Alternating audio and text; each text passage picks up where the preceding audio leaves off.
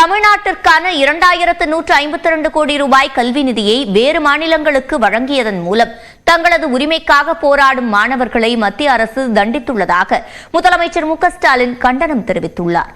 அதே சமயம் PM ஸ்ரீ திட்டத்திற்கான ஒப்பந்தத்தில் கையெழுத்திடாத காரணத்தால் நிதி ஒதுக்கீடு தள்ளி வைக்கப்பட்டுள்ளதாக மத்திய அரசு தரப்பில் விளக்கம் தரப்பட்டுள்ளது.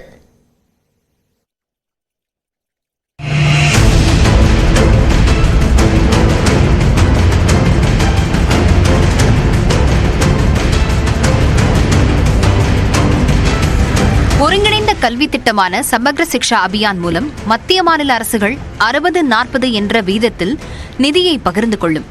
இவற்றை கொண்டு நாடு முழுவதும் உள்ள பள்ளிகளின் மேம்பாடு, ஆசிரியர்களுக்கு தேவையான பயிற்சி, திறன் மேம்பாடு, மாணவர்களுக்கு கல்வி உதவித்தொகை உள்ளிட்டவற்றுக்கு செலவிடப்பட்டு வருகிறது. ஆனால் நடப்பாண்டு சமக்ர சிக்ஷா அபியான் திட்டத்தின் கீழ் தமிழ்நாட்டுக்கு ஒதுக்கப்பட்ட 2152 கோடி ரூபாய் நிதியை மத்திய அரசு பிற மாநிலங்களுக்கு பகிர்ந்தளித்திருப்பதாக தகவல் வெளியாகியுள்ளது. தேசிய கல்விக் கொள்கையின் ஒரு பகுதியான PM ஸ்ரீ திட்டத்தில் தமிழ்நாடு இணைய மறுத்ததால் இந்த பழிவாங்கும் நடவடிக்கையை மத்திய அரசு மேற்கொள்வதாக தமிழ்நாடு அரசு குற்றஞ்சாட்டியுள்ளது. இதுகுறித்து தனது எக்ஸ் பக்கத்தில் பதிவிட்டுள்ள முதலமைச்சர் மு.க.ஸ்டாலின், தமிழ்நாட்டுக்கு எதிரான பாஜக அரசின் அட்டுழிய மனப்பான்மைக்கு அளவே இல்லாமல் போய்க் கொண்டிருப்பதாக கடுமையாக சாடியுள்ளார். புதிய கல்விக் கொள்கையையும் அதன் வழி மும்மொழிக் கொள்கையையும் திணிப்பதை நிராகரித்த காரணத்துக்காக அப்பட்டமான அச்சுறுத்தல் நடவடிக்கையில் இறங்கியிருப்பதாகவும் குற்றஞ்சாட்டியுள்ளார். இந்திய வரலாற்றில் வேறு எந்த அரசும் ஒரு மாநிலத்தை அரசியல் ரீதியாக பழிவாங்க மாணவர்களின் கல்விக்கு தடை ஏற்படுத்தும் அளவுக்கு இரக்கமில்லாமல் நடந்து கொண்டதில்லை என்றும் அவர் குறிப்பிட்டுள்ளார். தமிழ்நாடு, தமிழ் மக்கள் மீதான வெறுப்பு மற்றும் அநீதியின் முழு உருவம் பாஜக என்பது மீண்டும் ஒருமுறை நிரூபணமாக இருப்பதாகவும் முதலமைச்சர் தெரிவித்துள்ளார்.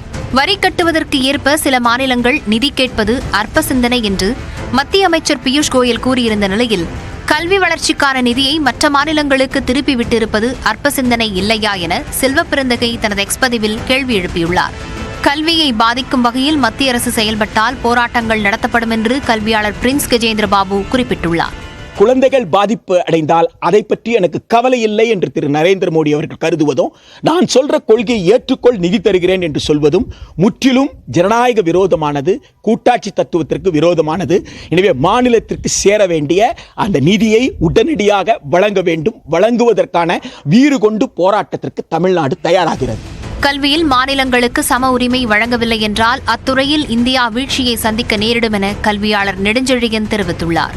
AI தொழில்நுட்பம் எந்த மொழியுமே தேவையில்லை. நீங்கள் என்ன கொடுத்தாலும் எல்லா மொழியிலையும் அதை டிரான்ஸ்லேஷன் பண்ணி தருது அப்படின்னா, நம்ம அந்த தேவையில்லாத மும்மொழி கொள்கையில் சண்டையை போட்டுக்கிட்டு இந்த மாதிரி விஷயங்களை நீங்கள் திணிக்கிறது அப்படிங்கிறது எதிர்கால வரக்கூடிய தொழில்நுட்ப வளர்ச்சிக்கு ஏற்றவாறு நம்ம கல்வியை நம்ம இன்னும் தயார்படுத்தலை. அதில் NEPயில் எங்கேயுமே அதை பற்றி எங்கேயுமே ஸ்பேஸில் நியூ எஜுகேஷன் பாலிசியில் அதை பற்றி மென்ஷன் பண்ணல.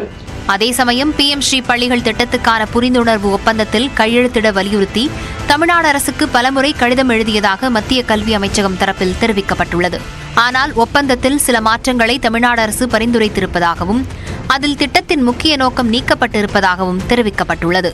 புரிந்துணர்வு ஒப்பந்தத்தில் கையெழுத்திட தாமதமானதால் நிதி ஒதுக்கீடு ஒத்திவைக்கப்பட்டிருப்பதாகவும் News 18 தொலைக்காட்சிக்கு மத்திய கல்வி அமைச்சகம் விளக்கமளித்துள்ளது.